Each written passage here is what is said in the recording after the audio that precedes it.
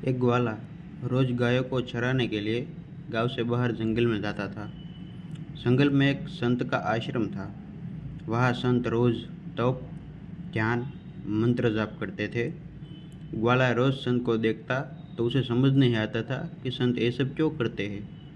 ग्वाले की उम्र कम थी। संत के इन कर्मों को समझने के लिए वह आश्रम में पहुंचा और संत से पूछा कि आप रोज़ ये सब क्या करते हैं। संत ने बताया कि मैं भगवान को पाने के लिए भक्ति करता हूँ।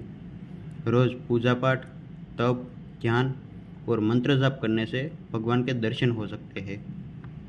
संत की बात सुनकर ग्वाले ने सोचा कि मुझे भी भगवान के दर्शन करना चाहिए।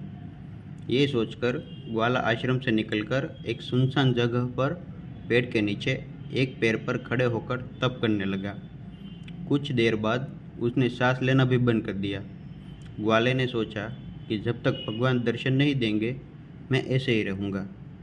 छोटे से भक्त की इतनी कठिन तपस्या से भगवान बहुत जल्दी प्रसन्न हो गए।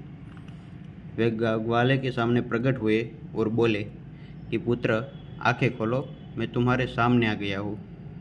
ग्वाले ने आंखें खोले बिना ही पूछा कि आप कौन हैं।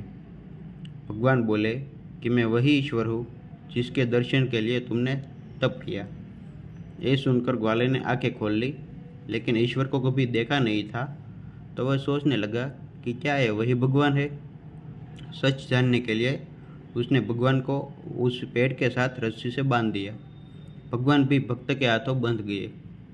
ग्वाला तुरंत दौड़कर उस संत के आश्रम में पहुंच गया और पूरी बात बता दी। संत ये सब सुनकर हैरान थे। वे भी तुरंत ही ग्वाले के साथ उस जगह पर पहुंच गए।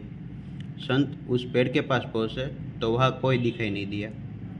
भगवान सिर्फ ग्वाले को दिखाई दे रहे थे। संत ने बताया कि मुझे तो यहाँ कोई दिखाई नहीं दे रहा। तो ग्वाले ने भगवान से इसकी वजह पूछी। भगवान ने कहा कि मैं उन्हीं इंसानों को दर्शन देता हूँ जो निस्वार्थ भाव से मेरी भक्ति करते हैं। जिन लोगों के मन में कपट, स्वार्थ और लालच होता है उन्हें मैं दिखाई नहीं देता।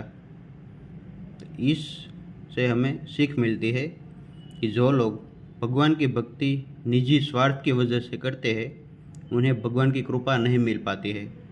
निस्वार्थ भाव से की गई भक्ति ही सफल होती है।